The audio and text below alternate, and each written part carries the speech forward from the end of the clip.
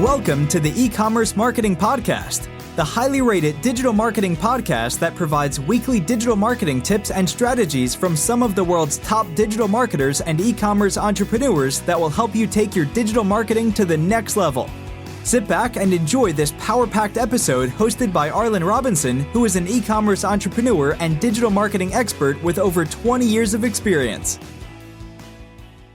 Hey, e-commerce marketing podcast listener. Are you looking to increase traffic and sales to your website? You can do this by launching your own affiliate program. Just visit getosi.com and sign up for a free trial today. That's getosi.com. Now get ready to hear from your e-commerce marketing expert of the week as they drill down to give you details on marketing strategies that can help grow your business. Welcome back to the E-commerce Marketing Podcast, everyone. My name is Arlen Robinson, and I am your host. And today we have a very special guest, Asher Ismail, who was named Emerging Entrepreneur of the Year in 2017. He's led multiple startups and raised millions in capital from angels, VCs, and crowdfunding. Prior to Uncapped, he was CEO at Midrive, general manager at Moneysupermarket, and part of the early team at Skype. Asher is also a board member of Tech London Advocates and founder of InterTech Diversity Forum, organizations dedicated to improving the strength and diversity of the UK tech sector. Welcome to the podcast, Asher. Hey, thanks so much for having me. Really looking forward to the discussion.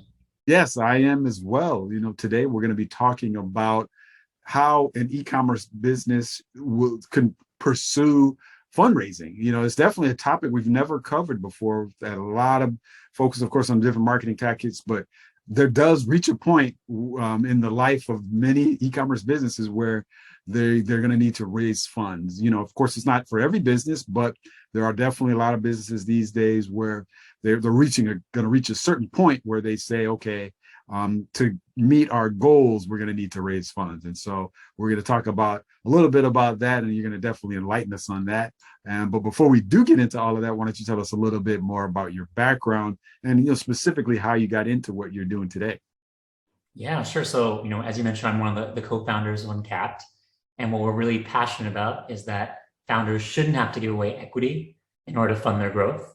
So we provide, fast, flexible funding to e-commerce businesses for marketing, inventory, or hiring without personal guarantees or dilution. My background is in startups. This is the third business that I've started over the years. And the biggest problem I always had was getting the funding I needed. So working with hundreds of e-commerce founders, I've seen how they've struggled too.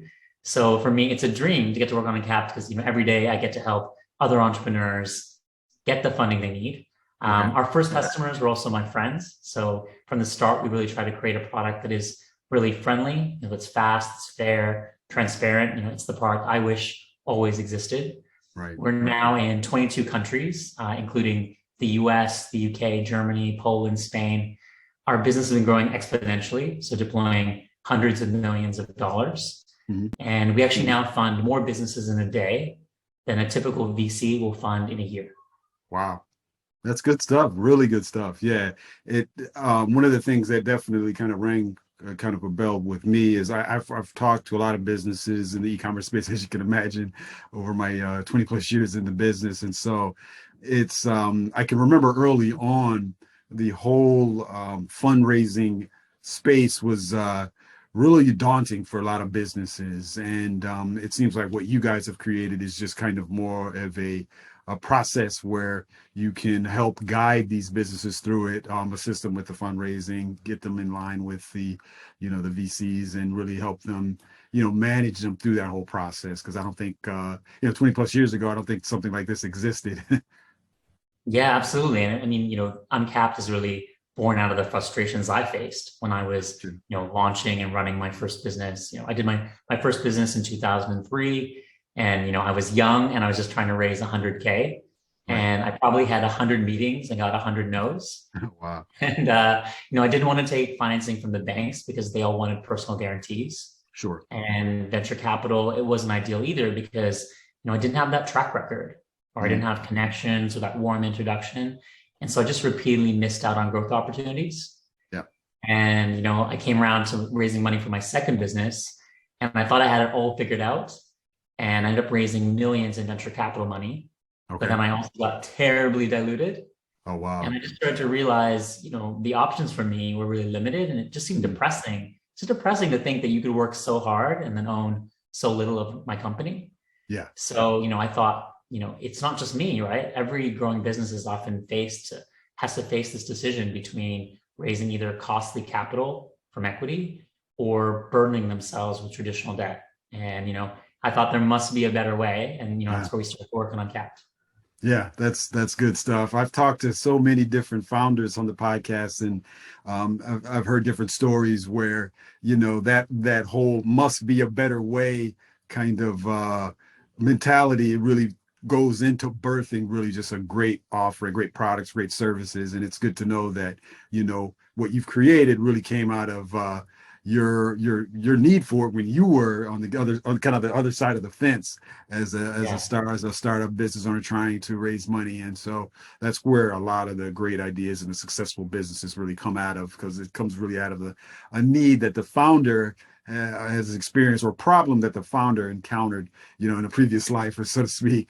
And so, yeah, good to know that. Agree. Yeah. I think the best way to build a business is really understanding the customer and the problem.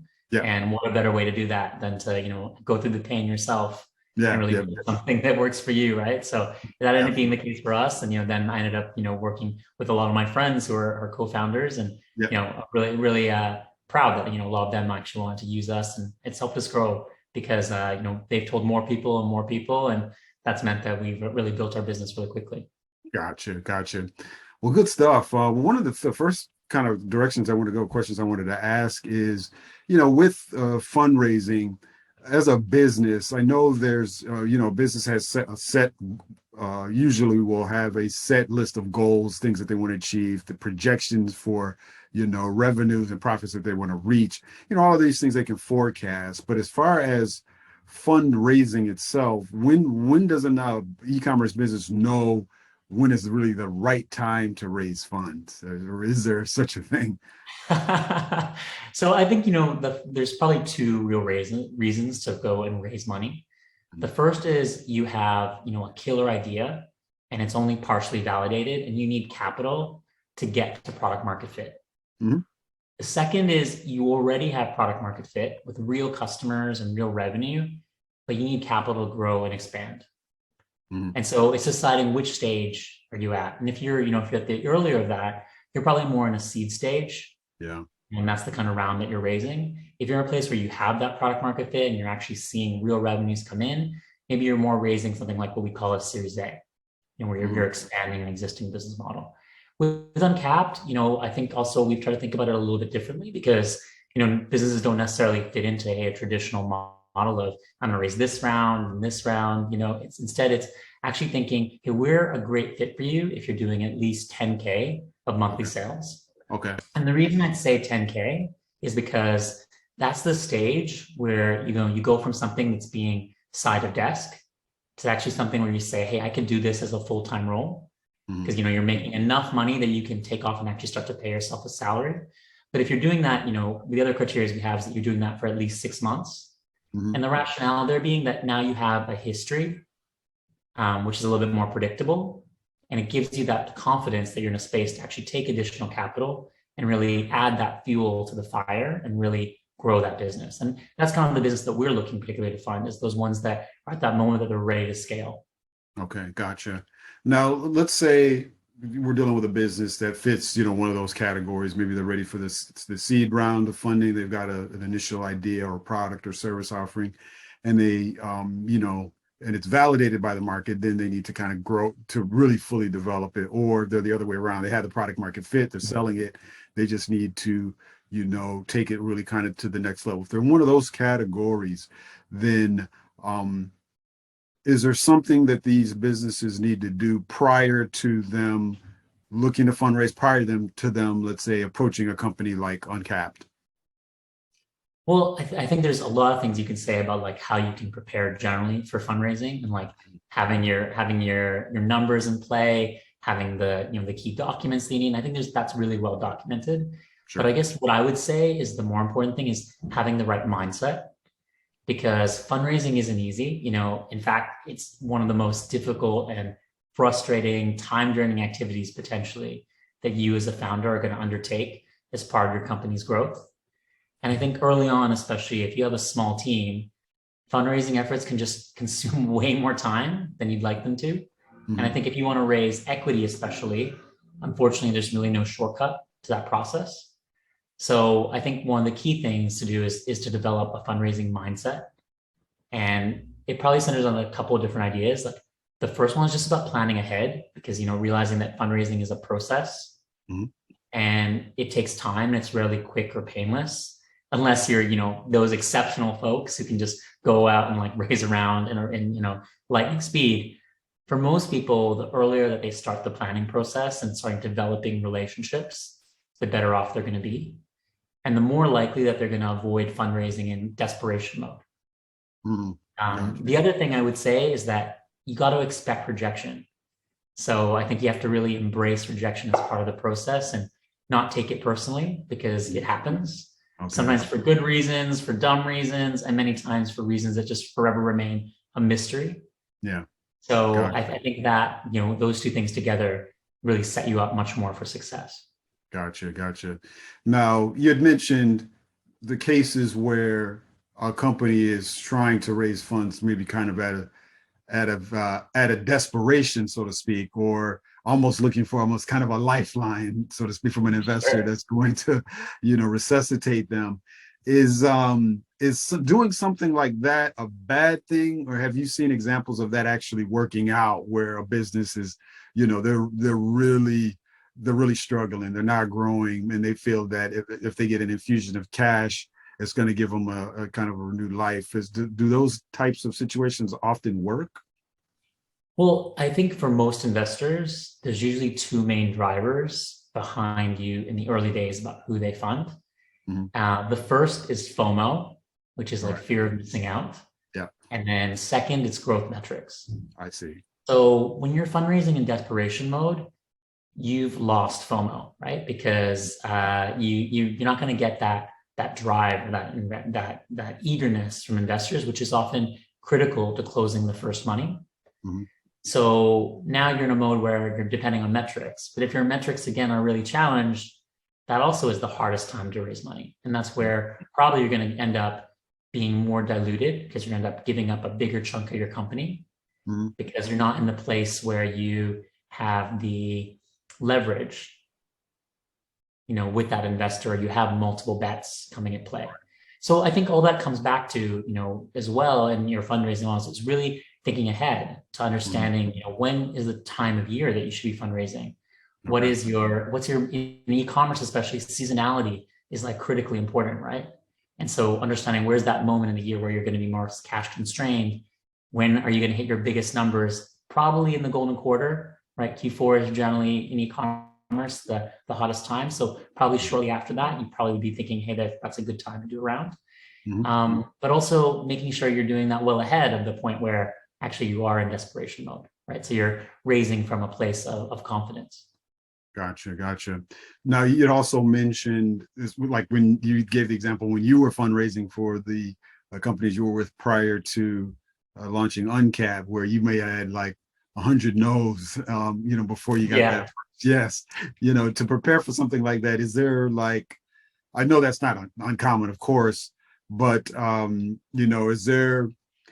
is there ever a point where, and in your experience, where a business has just received so many no's, where you get to the point where it just, you kind of need them to say, all right, it doesn't look like this is going to work. You need to kind of pivot and think about doing something else. Does that all happen, or do you always kind of keep hope alive, so to speak? Well, you got to learn from every no, right? And you got to read what the no's mean. So when someone says no, are they saying no, it's not the right opportunity for them, or no, that there's something that you can learn from? Or is this actually one of those no's that says this is just never going to work, right? And I would kind of say every meeting is a form of practice that makes you better for the next meeting, right? Mm-hmm. And success or failure of one meeting, it's never the end of your story. It's just a step along the way. Yeah. So what you can do as a founder is learn from the past, and you analyze what was said during those meetings, and you can learn quickly on how to improve your mistake. That's the most crucial step for finding the right investor more quickly. Okay. And just like how you analyze your company's metrics, you can keep track of how people connected with your pitch. You can write down all the questions you were asked. And it's a really good way of ascertaining, are there parts of that pitch that's still ambiguous? And then you make sure you follow up on any information requests. And if you find you're often asked the same question multiple times, hey, that's a good chance to consider, should you incorporate that into your presentation earlier, right? But really making sure that you are learning is the key, I think, overall, not only to fundraising, but is every day to actually building a better company, right? True. Yeah, very true. And that's kind of what I've seen historically in a bit as a business owner and just in life in general. The best lessons are those that are learned, from being rejected, because that's when you have to really go back, rethink things and figure out, all right, how did I really fail here? What did I do wrong? How can I improve? And so, that makes total sense. You can't really look at those rejections as a bad thing, so to speak. You have to look at them as just as great feedback. If you're willing to make the pivots and get that information and make changes in it, and don't be, take those things too personally, then I think you definitely will be successful. And I also just got super frustrated with all of that process, which is why we built Uncapped, right? We're trying to pioneer this new approach to startup funding where you don't need to go out and pitch, where you don't have to have a business plan or a presentation, where we're really connecting to the data that you use to run your company every day. So we connect to your Stripe account or your Shopify or your Google AdWords, and off the back of that, we can make a decision in real time, and it's a data-driven decision. So it removes so much of the bias that otherwise exists in the normal fundraising approach. If you're one of those people who isn't great at doing the pitch, maybe there's also alternative ways to raise capital that weren't existing, back in my day. Yeah, that's definitely good to know. Now, we're talking about raising capital, a business that's on track to go this particular route. How do they determine what is the valid amount to actually ask for and to try to raise? Well, I think that obviously depends on how are they going to use the funds. Okay. So my general advice to founders is always to raise, just what you need, right? And you want to raise the amount that links back to, what's the use of that capital? Because, if you raise more than that, there's a cost to it. And it might be a cost of additional equity, which is kind of your golden goose, the last thing you want to give away. Or if you're raising from, a debt source, you're going to pay interest on that capital. So I think just being wise about, how you think about your funding strategy is critical there. But I would say raise a little bit more than you think you need. Okay. Because, as we know in life, there's always the unexpected that occurs. And, cash is king. You always want to have more funds in your account than be in a situation where you have less. Because likely, as an entrepreneur, that means you're going to miss out on an opportunity. And that opportunity is probably worth a multiple of what that capital is. For Uncapped, for example, we charge a flat 6% fee on the capital that we fund. Okay. And most often the funds are used by companies who are saying, hey, I have this big opportunity coming up where I have, Black Friday, for example, right? Where I'm gonna have more customers than I ever would have. But I need funding fast, right? Because I need to order that inventory I want to spend on that marketing pound. Yep. And if I think about the relative cost of the fee versus the opportunity, it's so obvious that that there's a real a possibility of missing out. Because say, for example, a business has a 3 times return on ad spend, right? So for every dollar they put onto Facebook or Instagram, they're getting 3 times back. So for them, paying a 6% fee, that still means they're making 2.94. Yeah. Right. So you wouldn't want to be in a situation where you didn't have enough capital and you missed out on that peak opportunity.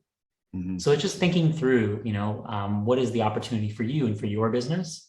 And if so, making sure you have the resources to really capitalize on it. Yeah, makes total sense. It's like there's no one size fits all as far as the amount. It really is going to be individual per business, what their needs are, what are they looking to do for that with that cash, and it just has to be kind of right for them. So yeah, thank you for that. As we get ready to wrap things up, what I wanted to kind of pick your brain on is if you can enlighten us on some examples of some e-commerce businesses that you either dealt with and Uncapped, or that you're generally familiar with, that have raised funds, and what were some of the lessons that they learned from that process. Yeah, absolutely. So I think especially now, there's really interesting examples of how people are using capital and thinking about it in slightly different ways. I mean, we funded companies that are bootstrapped and taken limited investment. We've also, seen our model work for like VC-backed companies that just want to raise in a more affordable way. But I think like one of my favorite examples is one of our first customers. They were a sustainable fashion brand called Headwind. And like so many e-commerce founders that work in fashion, they had to juggle cash between inventory and marketing. So basically they would have to wait till their current season would sell so they can invest the returns in the next. And that just really limited their growth. And Alex and Anna are the founders of this company, and they're incredibly savvy founders because they both came from finance backgrounds. And so they looked at like all the different options from like VC to venture debt, but they wanted something more affordable. And then we ended up giving them, a £50,000 advance at the end of the year, and they used the funds to increase their inventory. Okay. And with that new funding, incredibly, they saw in the first quarter their revenues grew 11,000% compared to the previous year. Okay. Wow. And it's incredible, right, to think that like when you have the right business model, the right founders, and now you unlock the capital that they need, they can actually just get so much more growth. And so like those are the stories that like we love to fund. And I think we're also seeing other examples now where, businesses, especially in our current times, right, where supply chain has never been more challenging, right? And I think it's only going to be more challenging as we come to this next period, given where the global market is and, potential, increased costs of supply due to cost of oil, right? Just rising massively at the moment. So I think founders are going to have to be more thoughtful about actually how do they manage that supply chain. And some great examples I've seen is founders realizing about that right now and starting to take a look at that opportunity and turn that around actually into something that generates profit. So, for example, one of our customers, they, previously they suffered from the fact that they didn't have enough inventory in the previous period due to all the supply chains that are happening. And so what they did now is they went to their supplier and they negotiated getting, doubling the amount of inventory they would normally have, but got a 10% discount. Okay, wow. And then, they borrowed the capital from us at a 6% fee. And so actually ended up taking something that was a drain on their business and made it into a net gain. Gotcha. And so I think, founders in e-commerce, I think, can be really smart about how they use capital so that they can unlock opportunities like that. And, we're really keen to support that. Yeah, that's good stuff. And yeah, thank you for sharing those real world examples. So yeah, that last example definitely is a kind of a testament to the fact where there's no kind of one size fits all. They did something a little bit creative. They raised funds, they got their supplier to reduce the cost, and that worked for them. So yeah, this seems like there's a lot of things that you can do with the cash, not only raising cash help, but you do of course have to look at like other things, like you said, suppliers, where can you cut costs on that, things like that. And so the cash can definitely help, but there are a lot of other things in play that you have to consider, especially in our ever-changing world right now that we're in right now. We have to anticipate some changes on the horizon. Absolutely. Yeah. And being an e-commerce founder, it's tough, right? Because you have challenging terms from your suppliers, you've got seasonality to deal with. But on the positive side, if you have something that works, you can see that business scale incredibly fast. Like, we've worked with entrepreneurs who have, reached millions of sales monthly with a 5-person team. And I think that's the amazing and beautiful thing about e-commerce, right? So if you can, tap into the right opportunity and really go for it, you can, create, incredible results. That's awesome. Well, thank you, Asher, for sharing all that. I definitely learned a lot. We appreciate you coming on and telling us about, fundraising, because like I said, it's definitely a subject that hadn't really dived into much on the podcast, but I know there's a lot of business owners and listeners that are thinking about that route. And it's good to know that there are other options available other than the traditional route of trying to, finesse VCs independently on your own. There's companies like yourself with Uncapped that kind of make that process a little bit easier and have a little bit of a change of as far as what you guys are taking, which is just that flat 6% rather than taking equity in the company, which definitely makes a difference, especially for young starting companies that really aren't in a position to give up any equity. Absolutely. All right, Asher. Well, I always like to kind of switch gears here. My last closing question, just so our audience can get to know you a little bit better. If you don't mind sharing one closing fun fact about yourself that you think we'd be interested to know. A fun fact. Well, I recently completed one of the longest commercial flights in history. So I just got back yesterday from Australia. Okay. And I was flying from Darwin to London, and the quickest way between Darwin and London is a straight line that goes over Russia. Okay. So as you can imagine, the flight, of course, needed to be rerouted slightly. Right. Interestingly enough, they rerouted the flight over Iran. Okay. But basically, hours before our flight was supposed to take off, another war started, or another situation started to break out in Iran. And so I was waiting in the airport, and they started saying, well, actually, unfortunately, we're going to have to reduce the weight of the plane because the plane is not going to be able to make it that far with this level of fuel. So they had to say 30 passengers were going to be off-boarded along with their luggage. So it was like a little like an episode of Survivor where we were sitting in the airport and they were calling out names, everyone hoping it's not them. So I actually made it onto the flight, but obviously taking a very unique route to get back to the UK. And so it actually ended up becoming one of the longest flights, I think, on record for a commercial direct. So, that's my, I don't know if that counts as a fun fact, but definitely a very recent experience.